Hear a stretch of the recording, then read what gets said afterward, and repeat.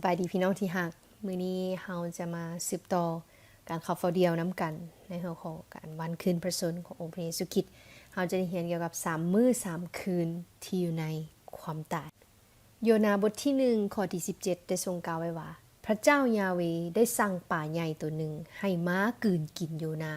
และเพิ่นก็อยู่ในท้องป่าเป็นเวลา3วัน3คืนเฮาร่วมใจกันอธิษฐานพระบิดาพวกเราขอบคุณสำหรับถ้อยคำที่ได้เปิดเผย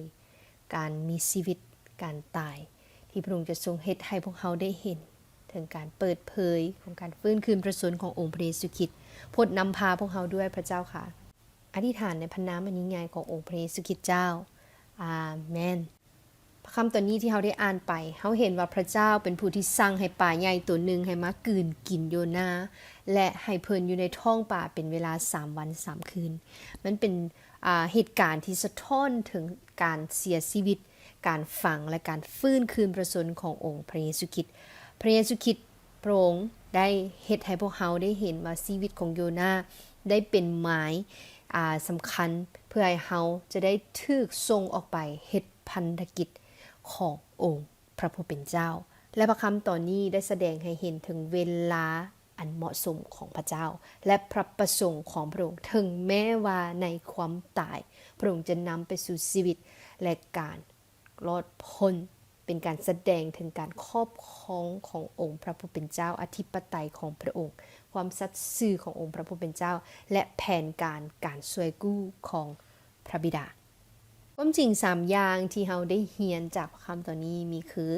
พระประสงค์ของพระเจ้าสำเร็จตามเวลาของพระองค์3วันที่โยนาได้ถูกกลืนกินอยู่ในท้องป่าใหญ่มันบ่แม่นเรื่องบังเอิญแต่มันเป็นส่วนหนึ่งในแผนการช่วยกู้ของพระเจ้าที่พระเจ้าอยากปกป้องเราและพระเจ้าอยากนำเรากลับมามีชีวิตคืนใหม่คล้ายๆคือกับเหตุการณ์ที่พระเยซูคริสต์เนาะต้องได้ถูกฝังอยู่ในอุโมงค์เป็นเวลา3วันมันจำเป็นจะต้องให้สำเร็จตามความจริงที่ได้เขียนไว้ในพระคำของพระเจ้าเพื่อเฮ็ดให้แผนการช่วยกู้และความรอดพ้นที่จะนำมาถึงมวลมนุษย์นั้นสำเร็จตามแผนการของพระบิดาเวลาของพระบิดาแม่นเหมาะสมที่สุดแล้วพระคำมัทธิวบทที่12ข้อที่40ข้อที่40ก็ยังได้กล่าวไว้ถึงสิ่งที่พระเยซูคริสต์เปรียบเทียบการฟังของพระองค์กับเหตุการณ์ที่โยนาได้เคยพบในการถูกกลืนกินอยู่ในท้องป่าใหญ่เนาะโยนาอยู่ในท้องป่าใหญ่3วัน3คืนอย่างใดบุตรมนุษย์ก็จะอยู่ในพื้นดินเนาะพื้นของแผ่นดินโลก3วัน3คืนอย่างนั้นอันนี้เปรียบเทียบให้เห็นถึงการฟังขององค์พระเยซูคริสต์และเราเห็นได้เลยว่าแผนการต่างๆที่จะเกิดขึ้นนั้นเป็นไปตามวันเวลาของพระบิดาพระประสงค์ของพระเจ้าจะสำเร็จตามเวลาของพระองค์ทุกสิ่งจะเกิดขึ้นอยู่ในโลกนี้เป็นไปตามการกำหนดและเวลาฤดูกาลที่พระบิดากำหนดให้เป็นเมื่อเราบ่สามารถกำหนดสิ่งนั้นได้เราจะยังยอมจำนนและไว้วางใจพระประสงค์ที่พระเจ้าจะเฮ็ดตามเวลาของพระองค์หรือบ่มีบอนใดในชีวิตของเราที่ยากที่จะยอมเชื่อฟังยากที่จะยอมรอคอยถึงว่าอาจจะเป็นเวลา3วันสำหรับเราเบิ่งคือว่ามันดนไปพี่น้องข้าพเจ้าขอเชิญพี่น้องให้ไว้วางใจในเวลาของพระองค์ถึงว่าพี่น้องจะตกอยู่ในความยากลำบากตกอยู่ในเวลาที่มืดมัวหรือหมดความหวังอยู่ในตอนนี้รอคอยการสำเร็จขององค์พระผู้เป็นเจ้าแผนการของพระองค์มีพระประสงค์และพระองค์จะเฮ็ดให้สำเร็จเพื่อพระประสงค์ที่พระองค์ได้ทรงมีให้กับชีวิตของพี่น้องและเพื่อช่วยเอาพี่น้องให้หลุดพ้นจากเหตุการณ์นั้นอันที่สองความตายนำไปสู่ชีวิตใหม่ด้วยฤทธิ์อำนาจของพระเจ้าโยนาได้กลับมามีชีวิตเนาะแล้วเราอยู่ในท้องป่าเราก็บ่ได้ตายแต่คนที่เบิ่งก็คือเราไปใส่แล้วเราถูกกินแล้วตายแล้วบ่แต่มันเป็นการแสดงให้เห็นเลยว่าเมื่อป่าใหญ่ได้คายเราออกมาจากท้องของมันเป็นเครื่องหมายที่เฮ็ดให้เฮาเห็นถึงการปลดปล่อยเป็นเครื่องหมายที่เฮ็ดให้เฮาเห็นถึงการฟื้นคืนพระเยซูคริสต์เนาะได้ฟื้นคืนพระชนม์พระองค์อยาก เพชรให้เฮาเห็นถึงฤทธานุภาพของพระผู้เป็นเจ้าที่มีเหนือความตายเหนือการบาปเหนือสิ่งที่จะกักขังพระองค์ไว้เพราะบ่มีสิ่งใดที่สามารถกักขังพระองค์ไว้แม้กระทั่งความตายและความบาปพระองค์กำลังเฮ็ดให้เฮาเห็นถึงฤทธานุภาพที่จะนำชีวิตนิรันดรมาให้กับทุกคนที่เชื่อในพระองค์โยฮันบทที่2ข้อที่19หาข้อที่22พระเยซูคริสต์ก็ได้บอกเกี่ยวกับการฟื้นคืนพระชนของพระองค์หลังจากวันทวน3พระเยซูคริสต์ได้ตอบพวกเขาว่าถ้ามั่งพระวิหารนี้ลงเสียแล้วเขาจะสร้างขึ้นใหม่ใน3วันอันนี้เป็นเบียบเหมือนในการฟื้นคืนพระชนของพระองค์ดังนั้นหลังจากที่พระเยซูเจ้าเป็นคืนมาจากตายแล้วพวกสาวกจึงระลึกถึงคำเว้าที่พระองค์เคยได้กล่าวและเพิ่นก็ได้เชื่อพระคัมภีร์กับทั้งถ้อยคำที่พระเยซูได้กล่าวนั้นเฮาบ่เป็นเพียงแต่เชื่อในพระคัมภีร์ที่เฮาอ่านเชื่อในถ้อยคำที่พระเจ้าบอกว่าพระองค์จะเฮ็ดและพระองค์ก็รักษาสัญญาของพระองค์1โครินธ์บทที่15ข้อที่20หาข้อที่22แต่ที่จริงพระคริสต์ได้ทรงถึกบันดาลให้คืนพระชนแล้วแม่นบ่เฮาเห็นถึงฤทธิ์อำนาจขององค์พระผู้เป็นเจ้าบ่สามารถกักขังพระเยซูคริสต์ไว้ในความตายเพราะพระองค์กำลังมอบชีวิตใหม่ให้พวกเขาทุกคนที่เชื่อวางใจในการฟื้นคืนพระชนของพระองค์นั้นเป็นผลแรกที่ได้ล่วงลับไปเพราะว่าความตายมีมาทางมนุษย์สันใดการฟื้นคืนมาจากตายก็มีมาทางมนุษย์สันนั้นด้วยว่าคนทั้งปวงได้ตายเพราะเกี่ยวเนื่องกับอาดัมสันใดคนทั้งปวงก็จะถูกทรงบันดาลให้มีชีวิตเพราะเกี่ยวเนื่องกับพระคริสต์สันนั้นพี่น้องฮู้หรือบ่ว่าถ้าเฮามีส่วนเกี่ยวด้วยการรับเชื่อในองค์พระเยซูคริสต์เฮาจะได้รับการฟื้นคืนใหม่ไฟจิตวิญญาณของพวกเขาสิ่งเก่าก็ได้ล่วงเลยไปมันตายไปแล้วสิ่งใหม่ทางนั้นอยู่กับพวกเขาตอนนี้ผู้ที่เชื่อในพระองค์พวกเขาได้ถูกฟื้นให้มีคืนให้มีชีวิตใหม่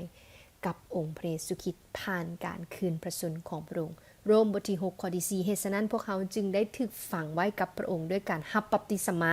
เพื่อให้เฮาได้เข้าในความตายของพระองค์เหมือนดังพระคริสต์ได้ถูกทรงบันดาลให้ฟื้นคืนมาจากตายโดยสง่าราศีของพระบิดาเจ้าสันใดพวกเขาก็จะได้ดำเนินชีวิตตามชีวิตใหม่เหมือนกันฉะนั้นที่ต้องขอบคุณพระเจ้าบ่ที่เฮามีชีวิตใหม่บ่แม่นย้อนตัวของเฮาเองแต่ย้อนฤทธานุภาพที่พระเจ้าได้เฮ็ดให้พระคริสต์ได้สึกบันดาลให้ฟื้นคืนจากความตายโดยสง่าราศีของพระองค์พวกเฮาก็จะได้ดำเนินชีวิตใหม่เหมือนกันฉะนั้นบ่ว่าในความท้าทายความเจ็บปวดความตายไฟจิตวิญญาณพระองค์สามารถเฮ็ดให้มีชีวิตใหม่พระองค์สามารถเฮ็ดให้เฮาได้ดำเนินชีวิตใหม่ให้เฮาเชื่อวางใจในฤทธานุภาพของพระเจ้าที่เปลี่ยนแปลงสิ่งที่เป็นไปบ่ได้ให้เป็นไปได้จากความตายสู่ชีวิตใหม่ด้วยฤทธานุภาพของพระเจ้าและอันสุดท้ายหมายสำคัญที่เฮาได้เห็นในการฟื้นคืนพระชนขององค์พระเยซูคริสต์ก็คือการเปิดเผยแผนการช่วยกู้พระเยซูคริสต์ได้อธิบายอย่างชัดเจนว่าโยนาได้มีประสบการณ์ที่ถูกกลืนกินในท้องป่าใหญ่สันใดมันก็เป็นหมายสำคัญที่เฮ็ดให้เฮาได้เห็นถึงการฟื้นคืนพระชนของพระองค์บุตรมนุษย์ก็จะถึกแต่อยู่ในพื้นของแผ่นดินโลก3วัน3คืนอย่างนั้นถ้าว่าโยนาอยู่ในท้องป่าใหญ่เป็นเวลา3คืนในวันแห่งพิพากษาชาวเมืองนีเนเวจะยืนขึ้นกล่าวโทษพวกเจ้าพอพวกเจ้าได้ทิ่มใจกล่าวเอาใจไม่เมื่อได้ยินคำประกาศของโยนาและที่นี่ยังมีผู้หนึ่งที่ยิ่งใหญ่กว่าโยนาก็คือพระเยซูคริสต์พระเจ้าใช้เหตุการณ์นั้นใช้สัญลักษณ์นั้นใช้ถ้อยคำของพระองค์เพื่อเปิดเผยแผนการแห่งความรอดพ้นที่พระองค์จะนำมาเพื่อช่วยเอาคนที่เป็นคนบาปทั้งหลายให้ไปสู่การกลับใจใหม่เพื่อพวกเขาจะได้เชื่อในพระองค์แล้วได้รับชีวิตใหม่ในพระเจ้าพระเยซูคริสต์อธิบายไว้อย่างชัดเจนว่าเรื่องราวของพระองค์ที่ได้ถูกเขียนไว้นั้นต้องสำเร็จเนาะต้องสำเร็จเป็นจริง ตามที่ได้กล่าวไว้แม้กระทั่งพระคำโมเสพวกผู้ทำนวยและเพลงสรรเสริญทุกอย่างจะต้องถูกเขียนขึ้นและสำเร็จเฮามีจุดประสงค์เห็นอย่างเมื่อเฮาเห็นแล้วว่านี่คือหมายสำคัญที่พระองค์จะทรงนำมาแห่งการช่วยกู้โปโลเว้าอย่างชัดเจนแผนการแห่งความรอดพ้นนี้ให้เฮาได้สืบต่อ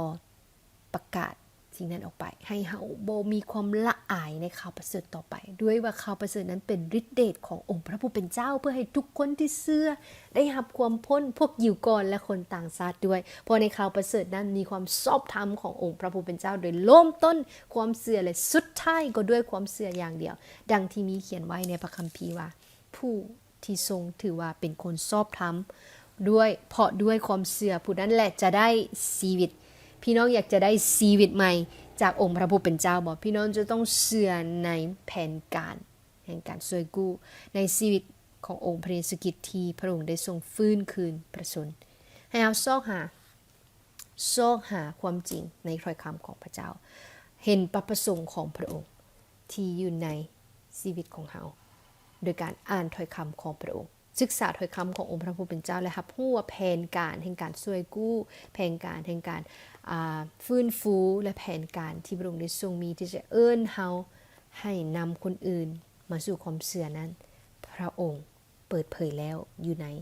ชีวิตขององค์พระเยซูคริสต์คือการตายการฝังและการฟื้นคืนพระชนของพระองค์สิ่งที่เกิดขึ้นในชีวิตของโยนาเป็นสิ่งที่สะท้อนถึงการตายการฝังการฟื้นคืนพระชนขององค์พระเยซูคริสต์3อย่างที่เราเรียนในมื้อนี้พระประสงค์ของพระเจ้าสำเร็จตามเวลาของพระองค์ความตายนำไปสู่ชีวิตใหม่ด้วยฤทธิ์อำนาจของพระเจ้าและหมายสำคัญของพระองค์นั้นจะเป็นการเปิดเผยแผนการช่วยกู้ที่พระองค์มีให้แก่มนุษยชาติร่วมใจกันอธิษฐานพระบิดาพวกเราขอบคุณที่พระองค์ได้ทรงเอาชนะความตายอำนาจของความตายบ่สามารถกักขังพระองค์ไว้อยู่ในอุโมงค์นั้นพระองค์เฮ็ดให้เฮาเห็นถึงฤทธานุภาพที่พระองค์มีได้ฟื้นคืนพระชนชีวิตขององค์พระเยซูคริสต์เฮ็ดให้พวกเขาได้เห็นว่าเวลาของพระองค์นั้นเหมาะสมที่สุดขอเฮาอยู่เพื่อพระประสงค์ของพระเจ้าต่อไปเพื่อจะประกาศถึงแผนการของพระองค์ที่มีและจะนำเอาการช่วยกู้มาถึงมวลมนุษย์ทั้งหลายพอจากความตายพระองค์ให้ชีวิตขอพวกเขาวางใจในแผนการของพระองค์เพื่อเขาจะได้รับความรอดพ้นและเขาเห็นฤทธานุภาพที่พระองค์ได้ทรงเปลี่ยนแปลงชีวิตของพวกเขาทั้งหลายในความท้าทายในความมืดมัวที่เขาเจอให้พวกเขาแน่นอนใจว่าเขาจะเห็นแสงสว่างเมื่อเขาเห็นถึงการฟื้นคืนพระชนขององค์พระเยซูคริสต์เขาจะเห็นความหวังขึ้นมาใหม่ขอพระเจ้าเสริมสร้างความเชื่อของพวกเขาในการฟื้นคืนพระชนขององค์พระเยซูคริสต์และให้ดำรงชีวิตในชีวิตนี้รันในพระผู้เป็นเจ้าต่อไปด้วยลูกจึงอธิษฐานขอบคุณพระองค์ในพระนามอันยิ่งใหญ่ขององค์พระเยซูคริสต์เจ้าอาเมนขอพระเจ้าอวยพรแล้วพบกันอาทิตย์หน้า